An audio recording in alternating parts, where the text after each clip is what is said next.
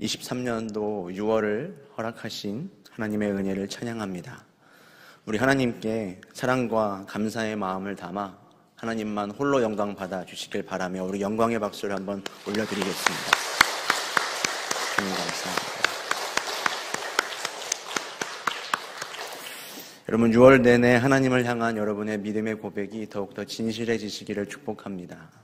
여러분의 영혼 가운데에는 늘 성령 충만하시길 또한 바랍니다. 특별히 우리 주님과 주님께서 지으신 이 모든 세계들을 바라보며 더 많이 찬양하고 또 기뻐하는 6월이 되시기를 바랍니다.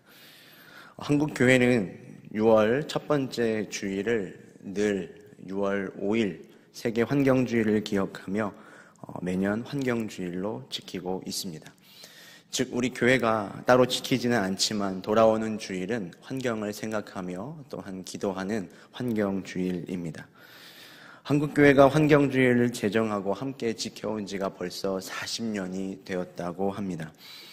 이것을 거꾸로 말하면 40년 전, 아니 그 전부터 이 한국 사회를 향한 환경에 대한 여러 가지 경고의 메시지가 있었다는 뜻입니다. 돌이켜 생각해보면 1960년대에는 수도권을 중심으로 대규모 국가계획의 공단들이 세워졌고 1970년대에는 남부 지역들을 중심으로 대규모 중화학 공업단지가 건설되며 전 국가적으로 공업화가 이루어졌습니다. 농촌에서도 생산량 증대를 위해 농약 사용이 점차 증가해 갔으며 이로 인한 환경오염은 날로 심각해져 온 것이 사실입니다. 그래서 현재 우리나라는 세계 8위의 온실가스 배출국이고 1인당 배출량은 세계 3위에 해당을 한다고 합니다. 그 외에도 환경과 관련한 여러 가지 시급한 현안은 참으로 많다고 할 수 있습니다. 그런데 과연 믿는 우리들은 얼마나 이런 문제들에 대한 심각함을 느끼고 또 관심을 두고 기도하며 행동했는지 돌아보게 됩니다. 사실 저부터가 이러한 환경 문제에 무지했고 또한 무관심했던 것이 사실입니다. 그렇기에 6월과 그리고 환경주의를 맞아 오늘만이라도 다 함께 이 환경에 대한 하나님의 마음을 다시 한번 떠올리며 신음하는 피조 세계를 위해 기도하는 한 날이 되기를 소망합니다. 환경주의라 말을 하지만 혹자들은 이 환경이라는 말 자체를 비판합니다. 환경이라는 말 그대로의 인간을 중심으로 두고 이 다른 생명을 주변화하는 인간 중심주의적인 생각들이 내포되어 있기 때문입니다. 그래서 환경이라는 말보다 다른 말을 사용하기를 선호하는데요. 그 말은 바로 생태계입니다. 생태계의 사전적인 정의는 상호작용하는 유기체들과 그들과 서로 영향을 주고받는 주변의 무생물적 환경을 묶어서 부르는 말입니다. 무슨 말인지 모르시겠죠? 저도 어려워서 이 말을 좀 바꿔봤는데요. 이런 뜻입니다. 같은 곳에 살면서 서로 의존하는 유기체 집단을 이루면 생태계라고 부른다는 겁니다. 그렇기에 우리 모두가 상호 의존되어 있고 연결되어 있다면 그것은 생태계라고 말할 수 있고 의존하고 연결되어 있다는 것이 생태계를 이루는 필수적인 요소라는 말입니다. 이에 따르면 우리 인간들이 살아가는 이 모든 만물과 피조세계는 당연히 생태계라고 이야기할 수 있을 겁니다. 내가 쉬는 숨이 누군가에게 들어가고 나오고 우리는 또한 이 모든 만물들이 만들어낸 산소와 그리고 산물들을 먹고 마시며 살아가기 때문입니다. 그러니 이보다 더 깊은 운명 공동체와 생태계는 아마 없을 것입니다.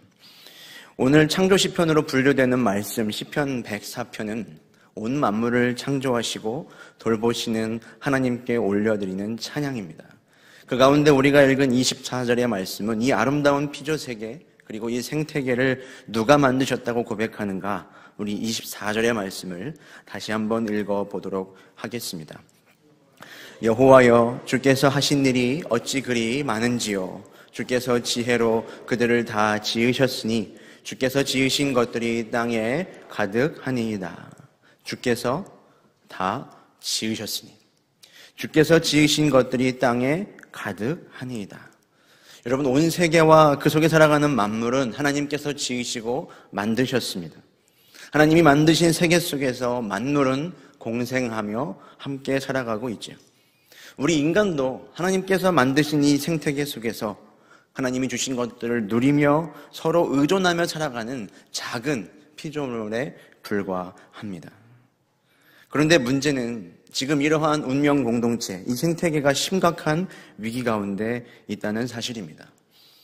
돌이켜 생각을 해보면 한 10여 년 전만 해도 우리들은 이 미세먼지라는 것에 대해 인식조차 하지 못하고 살았던 것 같습니다.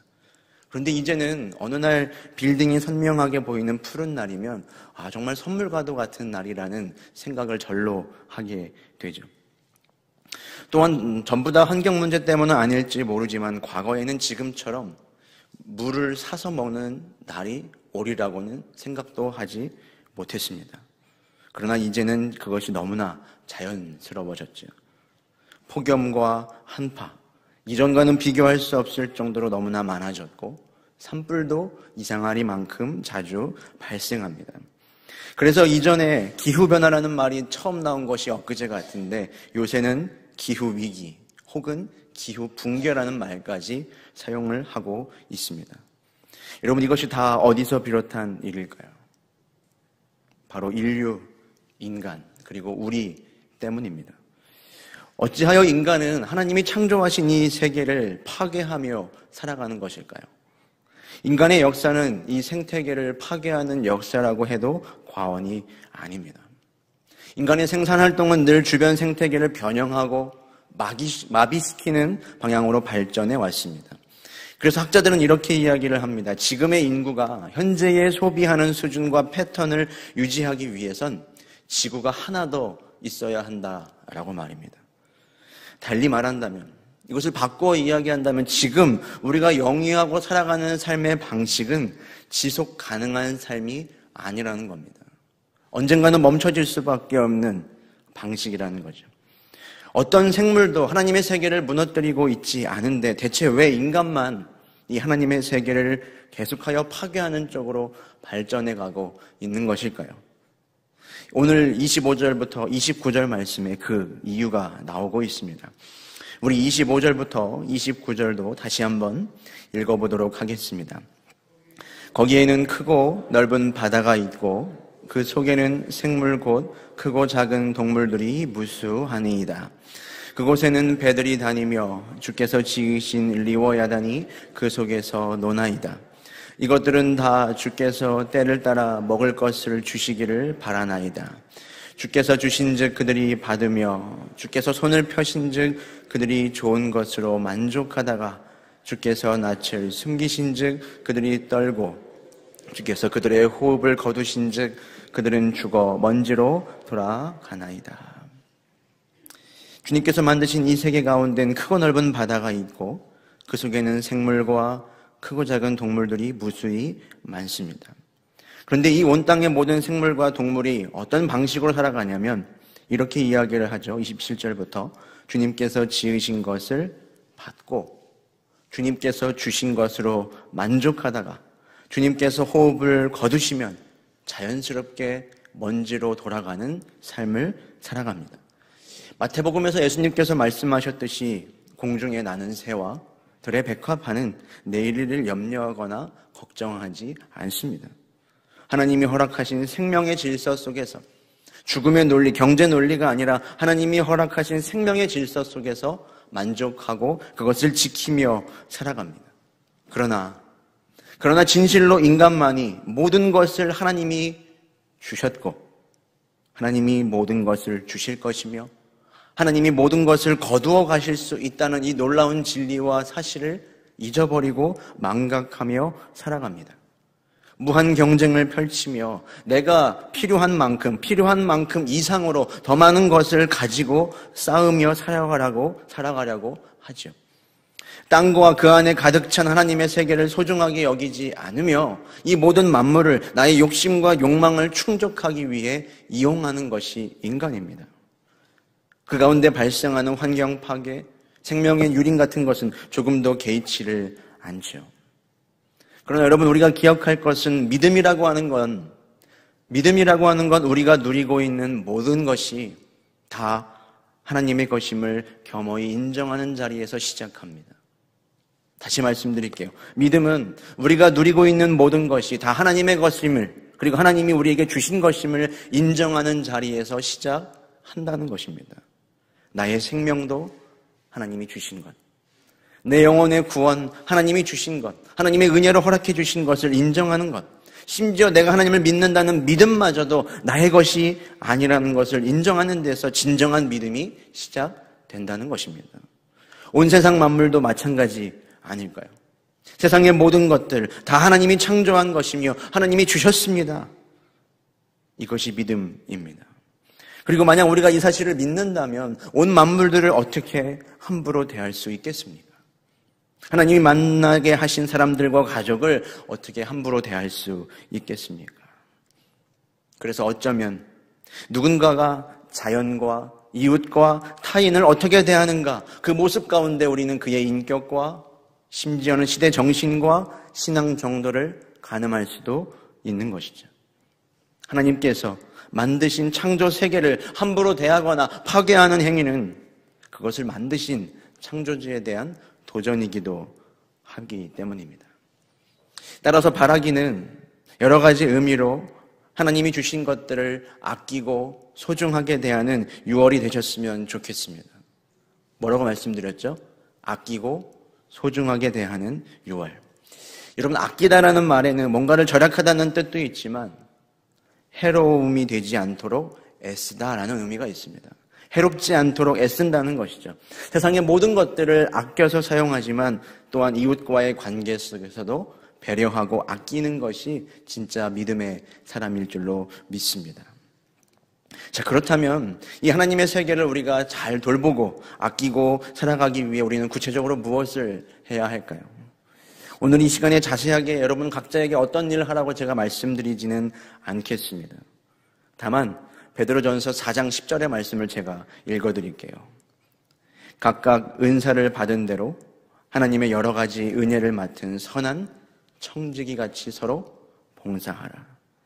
여러분이 각자 은사를 받은 대로 이 주님의 숲을 풍요롭게 하는데 잘 활용하시기를 바랍니다. 왜냐하면 각자 사람마다 할 수 있는 은사도 다르고 관심과 상황도 다양하기 때문입니다. 여러분의 자리에서 상황 속에서 그리고 실천할 수 있는 수고와 노력을 아끼지 않으시길 바랍니다. 여러분은 하나님의 선한 청지기이시기 때문이죠. 한 가지 예를 드리자면 우리 교회학교는 이 6월을 환경의 달로 삼고 캠페인을 진행하고자 준비하고 있습니다. 제목은 하나님 나라 지키기입니다. 하나님 나라를 지키자는 이 이름 아래 여러 가지 활동을 이어가려고 합니다. 먼저는 종이 주보를 없애보려고 합니다. 종이 주보를 없애서 카카오톡 채널을 통해 온라인 정보를 사용하려고 합니다. 매주 사용하는 종이 그리고 인쇄하는 이 잉크만 아낄 수 있어도 한 달이면 엄청난 양의 자원을 절약할 수 있기 때문이죠. 여러분 모르셨겠지만 교회학교 카카오톡 채널이 있습니다.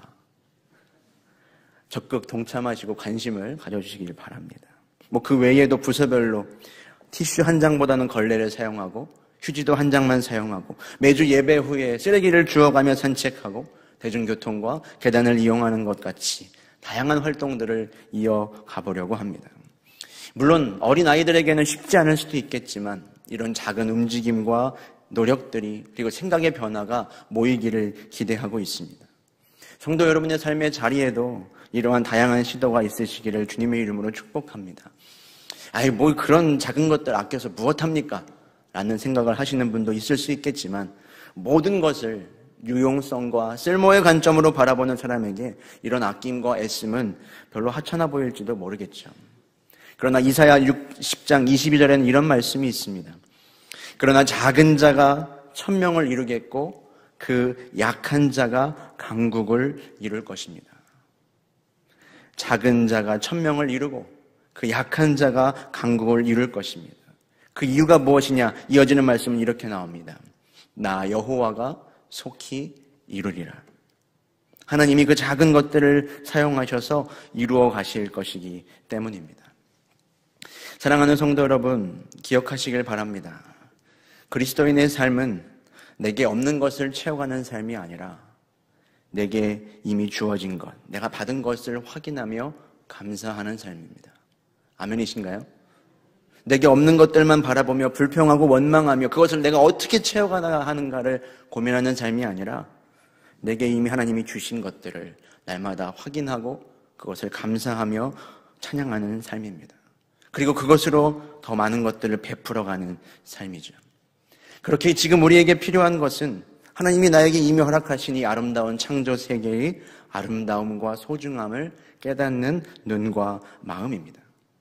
지금 우리에게 필요하고 정말로 부족한 것은 돈이나 어떤 물건들이 아니라 이미 주어진 것을 감사함으로 누릴 수 있는 넉넉함일 것입니다. 오늘 내가 밟고 있는 땅, 그리고 이 세계는 누군가가 죽어 묻힌 무덤이지요. 그리고 또 나도 묻힐 곳이며 우리 자녀들과 가족들과 후손들이 대대로 살아가도록 하나님이 주신 터전입니다. 이 사실을 기억한다면 이 세상을 아끼고 돌보는 일은 다른 누군가가 아니라 나를 위한 일이고 우리 가족을 위한 일이며 그리고 하나님을 위한 일이기 때문에 그다지 어려운 일은 아닐 것입니다. 여러분, 온 세상을 창조하신 하나님을 진심으로 찬양합시다. 그리고 이 세상의 모든 것들이 하나님의 창조물임을 믿음으로 고백합시다.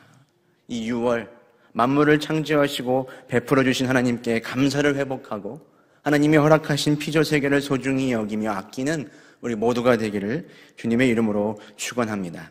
우리 말씀을 생각하면서 함께 기도하기를 원합니다. 하나님께 받은 것들에 감사하며 그리고 하나님의 이 아름다운 세계를 소중히 여기고 아끼는 6월 한 달 되게 하여 주시옵소서. 함께 기도하겠습니다.